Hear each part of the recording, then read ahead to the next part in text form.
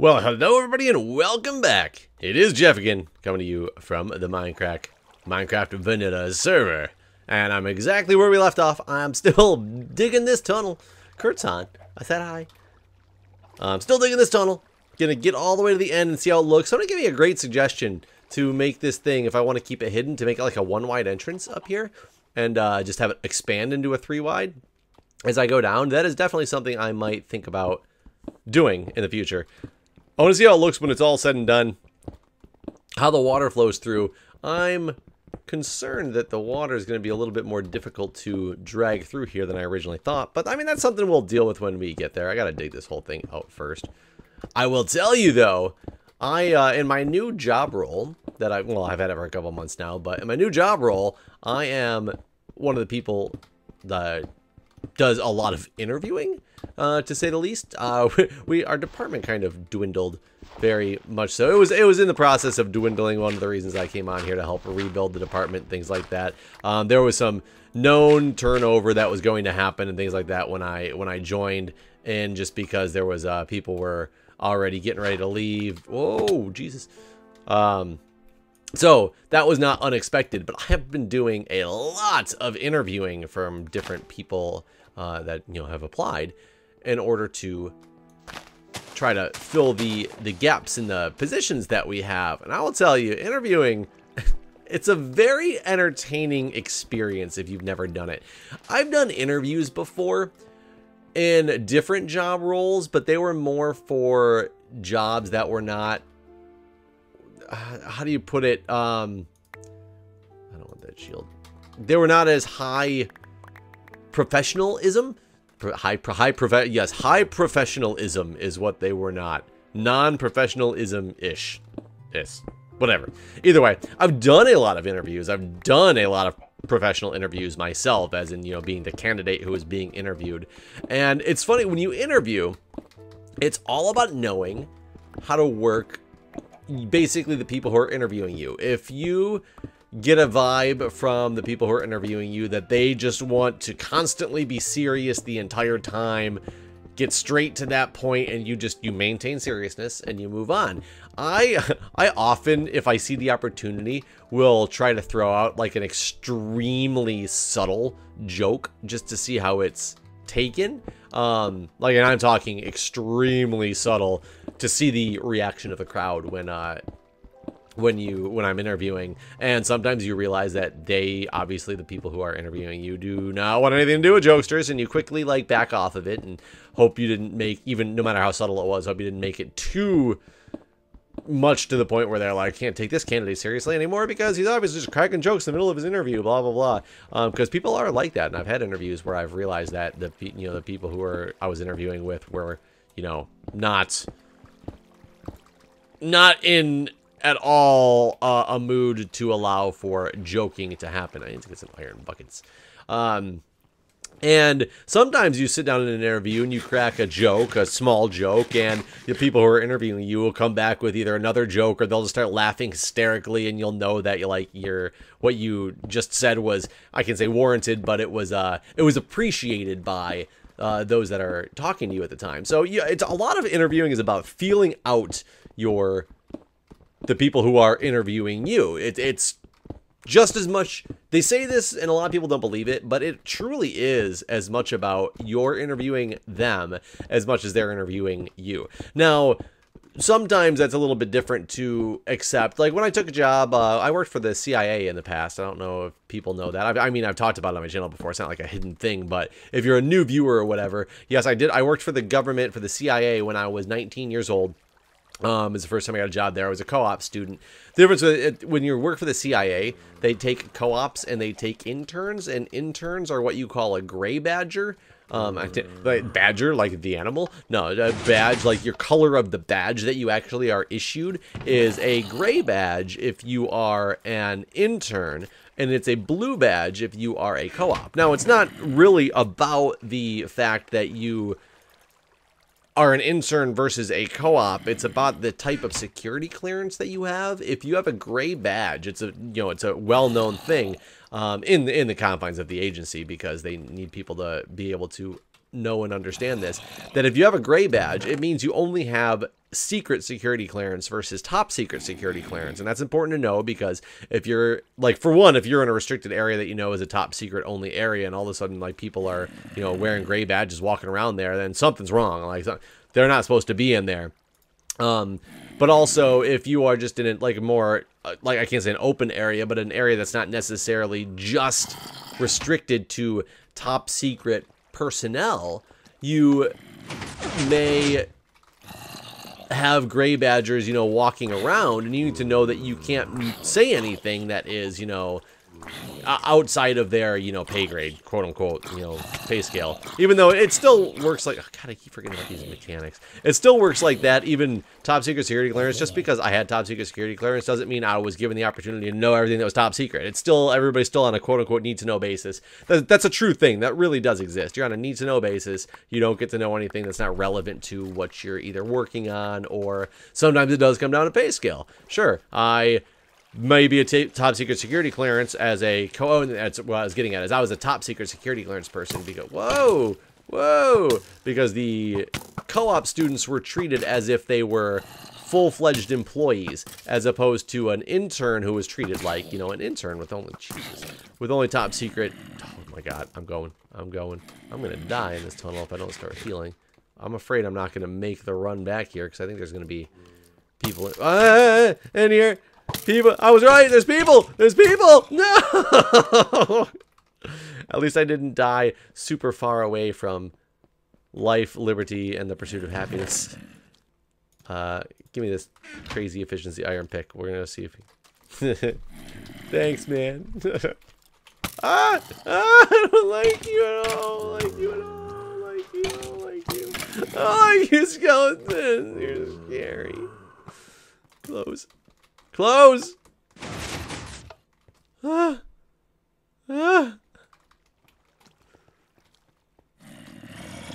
gotta reheal. This is horrible. Oh no, I'm gonna lose my food. I will take this. While I'm here, I guess I will make, like, a better sword. I took all my iron with me, didn't I? Yeah. All my iron is just wasting away over there. Ooh, do I have enough stuff to make a bow? String, string, string. I do. Okay, I can do this. I can do this with a bow. I can do this with a bow. So, I got a little off track there and kind of lost exactly what I was talking about. But I, you know, had full-fledged top secret security clearance as a co-op student. Like I said, you still got to maintain within your pay scale, but I had to take all the polygraphs and all that fun stuff. And there's a whole, I've done another episode on that before. It was a few years ago, I believe, though. I would definitely do one of those again, but I am not a fan of polygraphs. I've taken a lot of them. I failed a lot of them. And no, failing does not mean it's because I was lying. I don't actually believe in polygraphs anymore because of what I dealt with. How can you not? Is the water really slowing down the arrows? Yeah, holy crap, the water slows down the arrows. I had no idea that it would do that. Okay, I am really low on... Shoot. On hearts again. He's only taken away one freaking heart from him. And I'm not even re-healing right now. Do I have any more food besides this flesh that I'm eating? Some uncooked stuff. I need to get out there and get this before my timer runs out. So let's maintain. Let's get you dead.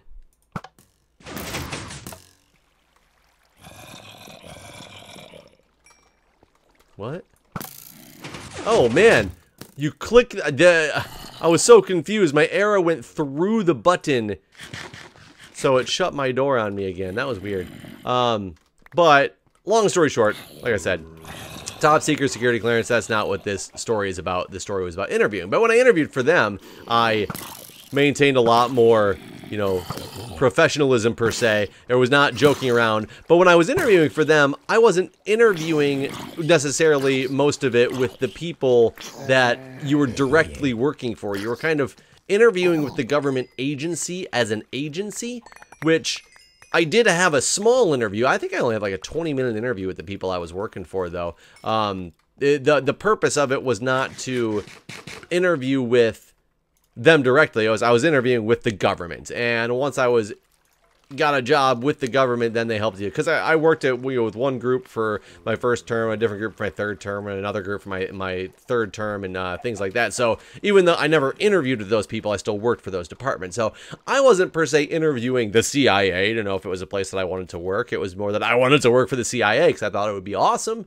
I was, 19 years old, from Michigan. Now, none of them in D.C. It's not that big of a deal. Everybody and their brother works for, some type of government agency out here. Whereas in Michigan, you work for the CIA. That's just crazy, man. It's wow, you work for the government, dude, Jeff, you're a spy. That's obviously not how it truly is, but it seems a lot cooler because it's so much less heard of where I was from, and I was traveling back and forth. Like, it was part of my co-op job through school, so every 3 months I would go to school for 3 months, and I'd come back for 3 months, and to the DC area, and I would work for the government, and then I'd go back to school again for 3 months. So everybody was always like, Jeff, what'd you see? Any cool spy things? Did you meet Jackie Chan? No, I don't know why I'd meet Jackie Chan. But either way, things like that would be said. Whoa, buddy.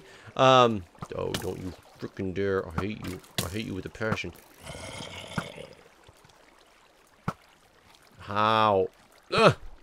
Got him. Okay, but, like I said, professionalism was included there. I did work for this other company that I worked for the end of my co-op career that I finished schooling with, and that one was a much more laid-back and relaxed interview. The person, I could tell right away, was like, he was cracking jokes from the beginning, so I knew it was okay. So we had some laughs about some things, had a good time, and got that job. It was like fitting in with the personality. Now, I've done all these interviews in the last few weeks to try to fill these gaps in our, Oh, awesome. Okay, so I only need to do one of those edges, and it should, in theory, kind of run its course through here. Let's see if that's going to actually be the case or not. Whoops.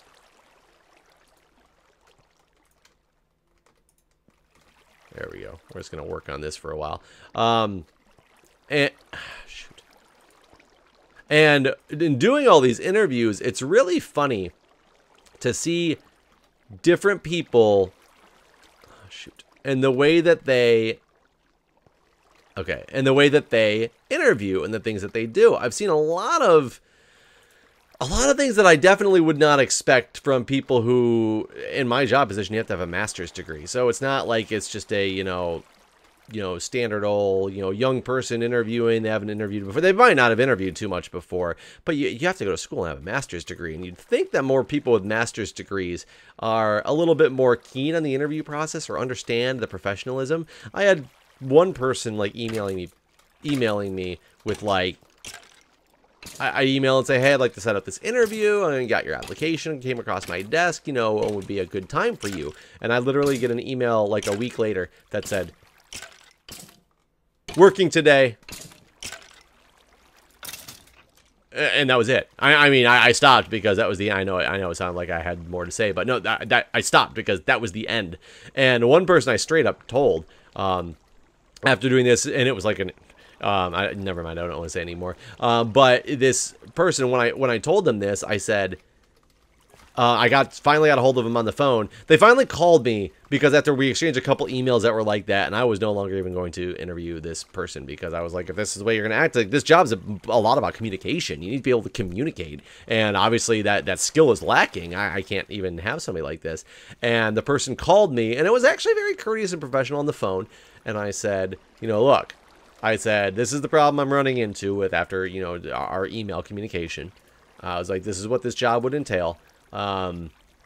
I was like, I will give you the interview. There's certain reasons that I gave this person the interview, and it was my choice to do so because I was trying to be nice and look past that. Maybe she just doesn't understand that yet, or maybe she was trying to ensure that she communicated back with me quickly, that I knew she wasn't ignoring me just by telling me she was working, and maybe she thought that that's what that was doing. So I was like, okay, benefit of the doubt. Let's see how this person does during their interview. And I'm not going to get into how that interview went, but different styles of people their communication and their interviewing and their thought process on what's going to happen with interviewing. It's very interesting to me because I've interviewed so many people now, and it's just like some things baffle me. And some things I'm like, okay, I see that. I've been there before. You see so much nervousness. That's the number one thing I can say from pretty much every interview is everybody's nervous because they want to impress you.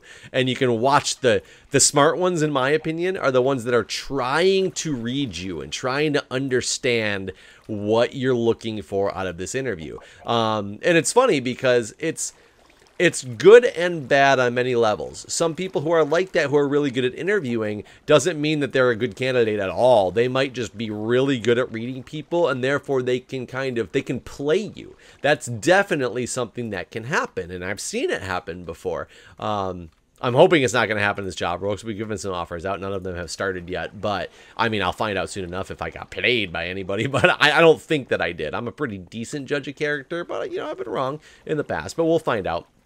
And some people, but if you can see that they're even thinking like that they're trying to read you as much as you're trying to read them, that's good. It shows some like observation skills going on as well. And not in all job roles, that might not be good. If you want somebody to just be, a worker bee that just does the job description, like it's a line job or something like that, you might not want overthinking. I don't know. The job that I'm currently hiring for, that we're interviewing for and stuff, you definitely need that, though. You need that level of thought process. So I look at people like that and I'm like, okay, I'm going to put them a little step above the person who didn't do that. But now let's get down to the, the nitty gritty and qualifications and things like that.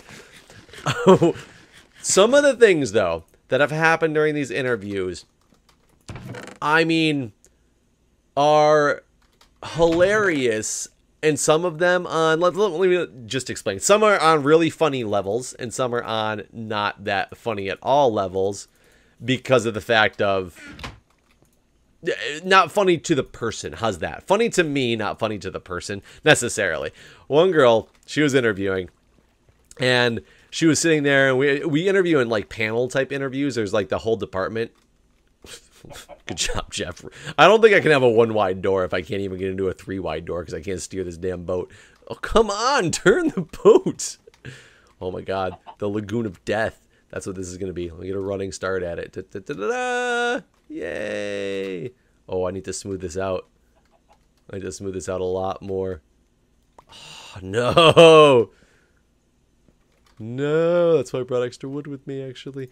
Just funny. But she was in the middle of answering one of the questions, and you could tell she was a little bit nervous, but a relatively confident individual. So I was like, okay, this person, got some confidence behind him. I didn't think it was cocky. Some other people in the interview thought it was cocky that were like doing the interview, like on my team, thought it was a little cocky. I didn't get that feeling, but I could have also been reading it wrong myself. I don't like the way that this is. I got to make it more. I can't have as many twists and turns in this cave. I need this to cut straight through there.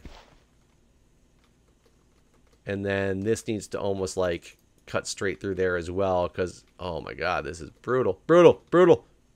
Okay, abort mission. Okay. And she was trying to answer a question though, and she was flicking her pen back and forth, like one of those nervous things. Like she was holding it in her hand and she was like waving her hand back and forth, and then she put the pen on the table, and the second it hit the table, it was one of those pens that decided to like commit suicide. Not that the ink came out and went everywhere, but it went. The pen itself just kind of broke into like 4 different pieces, and the spring goes shooting out of it one direction, and the oh crap.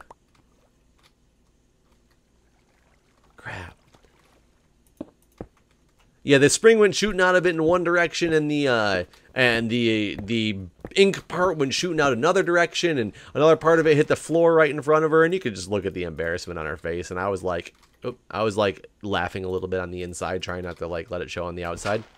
But I reached down and I picked up the pen for her, the piece of the pen that fell by me for her. And while she's continuing to answer the question, she like screwed the pen back together. It didn't break. It just like fell apart. It was like, oh God, I can't take it anymore. And like had a nervous breakdown or something like that. So it wasn't dead, but it was not alive. I don't know if that makes any sense to you guys, but it wasn't dead. It was not alive. And she puts it back together and goes back to starting to flip it back and forth in her hand again like she was doing, but she didn't run into a problem until she put it down on the table, because that's when it kind of went poof. So she's just flipping it back and forth in her hand, and I am not kidding, and I could not stop laughing on the inside. And luckily the other people in the interview made a comment about it as well, like to make it a joke, to make it a lighter situation. It came apart again, but it didn't. Was that a skeleton shooting down here? No, that was weird. But it didn't explode in the same sense as it did before. Kind of the end of it just fell off and fell to the ground in front of her. I don't know if I can explain this right so you guys can understand how it happened, but one of the pieces from the inside of the pen flipped up and went right down her shirt between her breasts and was sitting like right there on top of her breasts. And all of our eyes in this interview instantly, because we're following the pen as it explodes, and we look and the thing flips up and we're all like like watching it like a slow motion, like that last play in the football game. It's, you know, fourth and 35, but you're down by 3 points, so you gotta go, or by 4 points, so you're going for that Hail Mary because you can't kick the field goal. And we all just watching, all people in the room, and females and males, don't worry, just followed it straight to her breast for a minute. We all chuckled for a second, and then me and the girls were like laughing, and they made some like joke about it, because women can, you know, do that back and forth about the, I don't remember exactly what they said. It wasn't vulgar or anything like that, but it was to make light of the situation while still laughing. And me and the other guy that were in the room, we both just looked at each other, and we both looked in the other direction because we knew it would be unprofessional otherwise. And he made a joke about it. He's like, I gotta look this way now. Don't want to be unprofessional in the interview. Let's move on from that question. Said something. So you know, we were laughing, and that one was one of those unfortunate events that can happen but still be funny. And she took it with stride. And I'll tell you, like, she actually is getting a job offer as well. Not because of that. No, I'm not a sexist pig that I'm like, chicken stuff between her breasts, better give her a job offer. No, it was just partially, it was actually the way that she handled it. Like, you could tell she was a little bit embarrassed, but she just moved on with life and, you know, continued to answer the interview questions. She wasn't going to let it stop her. And that's actually kind of an important, like, distinction to understand and to see when you're doing these interviews. So it's funny, and an unfortunate thing happens, but we understand from, you know, this happening that it was, you know, she's going to handle things in a little bit different way than a lot of people will, which is good. Now, that doesn't take the cake, though. I will tell you one of them that takes the cake. It was the greatest moment in interview history to me. I had this woman. She was trying to describe, while being, okay, I'm not being racist. She was a larger black woman. So, you know, but a very stereotypical larger black woman. The big voice, the, you know, kind of, I just watched Last Comic Standing. And it just ended, and oh God, who was what was her name in that? Oh, there was a larger black woman comedian was just on the show, and I won't say if she won or not because I don't want to give out a spoiler. But she had that. It's that typical personality that they have, and just the way they talk. And she was just funny, very controlling of the room. The second she walked into the interview, she controlled the interview room, which is awesome. You need people like that, but with that stereotypical, you know, type of way of controlling the room. And one of my other colleagues was, you know, asking, you know, was asking her some of the, you know, standard old interview questions, and he made some comment about, so, you know, what do you think about work-life balance? You know, sometimes we have to, you know, come in on our, you know, on days off because something will, you know, go down in the system will go down, and we'll have to come in from home, but at the same time, you don't want to let that dictate your life, you know, type of deal. Like, so how do you deal with a work-life balance was essentially the question. And, you know, he was explaining it with the, you know, having to come in and things like that. And she started to answer the question in a very, like, you know, relatively, you know, normal response way.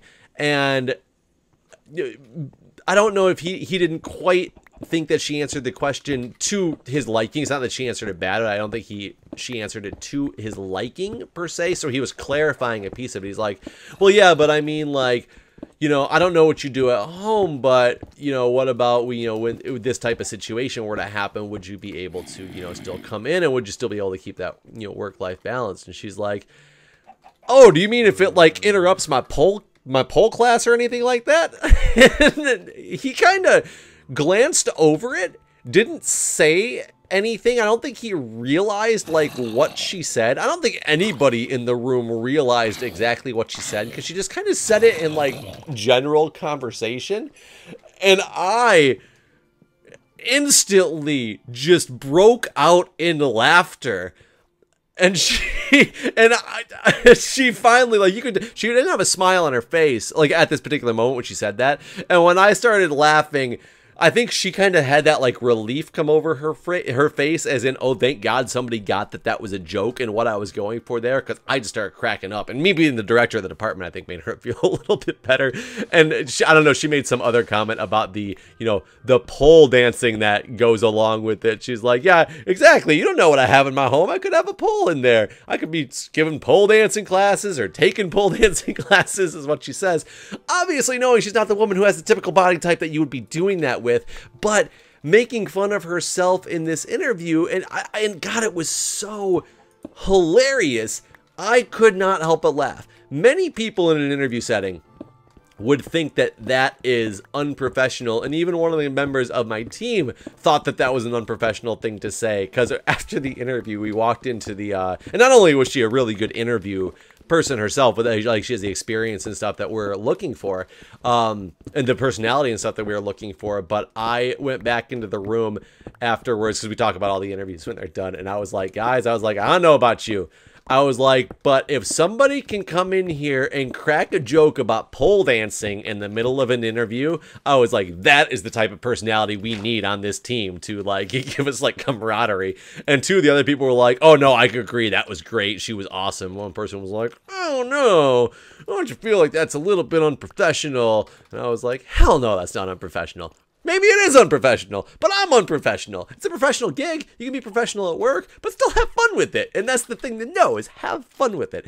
You can't pull that off with everybody. And had she said that to some other interview, like had she said that to my boss, because the people do a small interview with my boss as well. Had she said that to my boss, I don't know if my boss would have appreciated that as much. I sure as hell did, though. And I'll scream like a little girl, apparently. I will be honest. She got an interview, or she got a job offer as well. So we'll see how that one pans out. Like I said, she could have played me. She could have known that I'm the type of person who appreciates funny humor like that. I don't know. However, here's my lesson for the day, kids. If you do an interview for a professional job, make a crack about pole dancing in your living room, and the job will be yours. All right, guys, that's my time. Stay tuned next time. We'll work on the tunnel some more, see how things go. Hope you guys enjoyed.